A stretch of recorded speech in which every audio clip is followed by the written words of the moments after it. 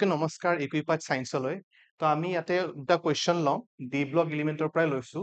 first কোৱেশ্চনটো হৈছে why is first ionization energy of copper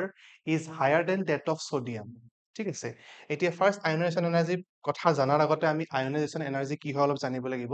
ionisation energy এটা এনেকুৱা টাইপৰ এনাৰ্জি হয় যেটো আমাক লাগা হয় এটা মলিকুলাৰ পৰা আইসোলেটেড এটা গেছিয়াছ এটমৰ পৰা বা আইসোলেটেড মলিকুলাৰ এটাৰ পৰা যদি আমি এটা ইলেক্ট্ৰন ৰিমুভ কৰিব খুজো ঠিক আছে গতিকে আয়নাইজেশন এনাৰ্জিৰ লগত টাৰ্মস কিছুমান জড়িত হৈ থাকে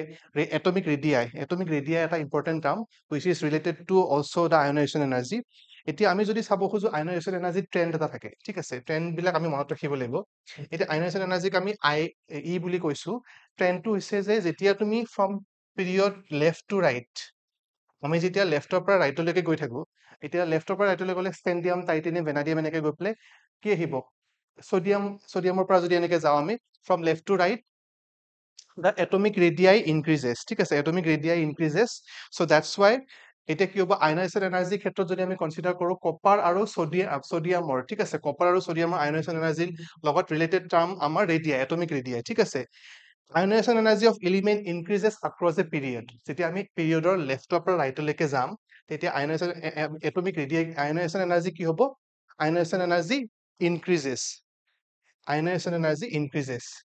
increases আমি এনেকে দেখুৱাইছো ঠিক আছে ionization energy increases from left to right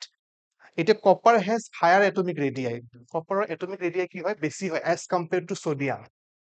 তো copper has higher atomic radii copper has higher atomic radii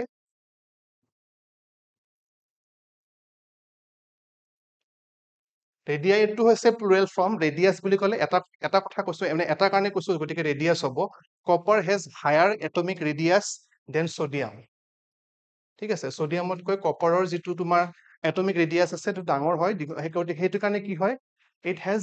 the ionisation energy of copper that's why ionisation energy of copper is higher than that of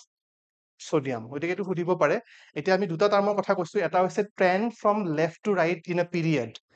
period কি হয় period আৰু group থাকে periodic টেবুলত right তো period আৰু গ্ৰুপৰ ক্ষেত্ৰত যদি আমি পিৰিয়ডৰ ক্ষেত্ৰত চাও from left to right ionization energy increases আৰু copper has higher atomic radii than sodium এইটো এটা দুটা ফেক্টৰ আছে as copper has higher atomic radius as compared to sodium so that is why ionization energy of the first ionization energy of copper is higher than that of sodium ionization energy ভাগ থাকিব first ionization energy then second ionization energy এটা আমাক first ionization energy কথা উঠিছে গতিকে হেতু আনসাৰটো আমি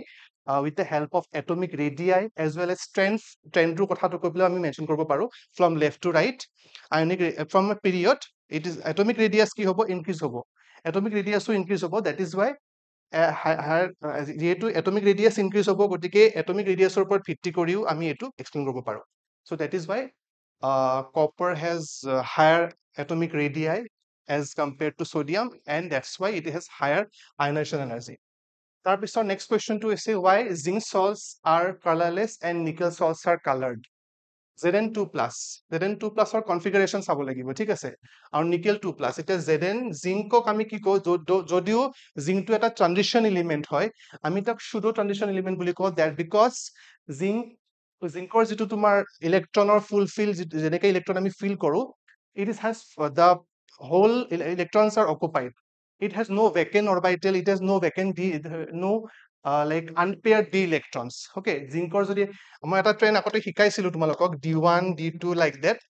তেনেকৈ তোমালোকে উলিয়াব পাৰা গতিকে Zn2+ ৰ ক্ষেত্ৰত d10 মানে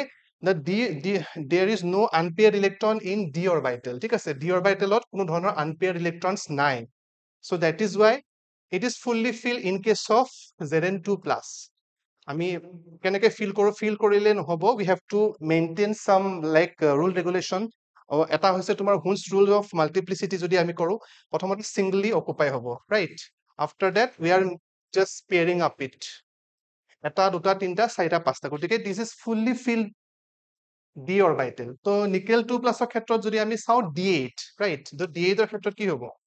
1 2 3 4 5 6 7 8 দুটা আনপেয়াৰ ইলেক্ট্ৰন আছে যিহেতু আনপেয়াৰ্ড ইলেক্ট্ৰন আছে ইয়াতে কি হ'ব DD ট্ৰানজিশনছ পসিবল ঠিক আছে DD ট্ৰানজিশন পসিবল হ'ব আৰু ইয়াতে যিহেতু ফুললি ফিল অৰবিটেড আৰু জিংক কালাৰ সেইকাৰণে জিংক সল্ট বিলাক যেতিয়া তোমালোকে সল্ট এনালাইসিস কৰিবা ইন ইউৰ প্ৰেক্টিকেল এক্সামছ তুমি দেখিবা যে zinc salts R always white কোনো কালাৰ নাথাকে কিন্তু নিকেলৰ ক্ষেত্ৰত তোমাৰ কালাৰ পাবা নিকেলৰ ক্ষেত্ৰত কেনেকুৱা গ্ৰীণ টাইপৰ কালাৰ মোষ্ট প্ৰবলি পাবা যেনে কপাৰৰ ক্ষেত্ৰত তুমি পাবা ব্লু কালাৰ সো সেইকাৰণে জিংক সল্টছ আৰ কালাৰ্ড কাৰণ ইয়াত কি হয় মানে আনপেয়াৰ্ড ডি ইলেক্ট্ৰন আছে সো DD ট্ৰানজিশন হ'ব পাৰে বা মেটেল ডিকান চাৰ্জ ট্ৰান্সফাৰ মেটেল ডিকান লিগান মেটেল চাৰ্জ ট্ৰান্সফাৰ গতিকে যিকোনো বস্তু পসিবল হয় ইয়াতে due to the like configuration of nickel 2+ গতিকে এনেকুৱা ধৰণৰ কুৱেশ্যন সুধিব পাৰে কেতিয়াবা যে why Zn2+ salts are colored বা নিকেল নিদি পেলাই কপাৰ দিব পাৰে সেম টাইপ অফ কন্ডিশন তুমি এনেকে ক'লে হ'ব যে ইলেক্ট্ৰনছ আৰ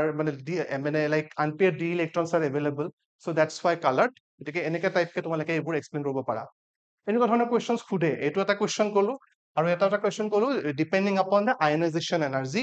লাইক এটমিক ৰেডিয়াৰ ওপৰত ডিপেন্ড কৰি পেলাই এইটো আমি এক্সপ্লেইন কৰিব পাৰো সো এই দুটা কুৱেশ্যন তোমালোকৰ from the chapter D block elements D and A block elements বহুত তোমালোকে বুজি পাইছা কুৱেশ্যন কেইটা চাবা ভালকে থ্যাংক ইউ ফৰ ৱাচিং দ্য ভিডিঅ'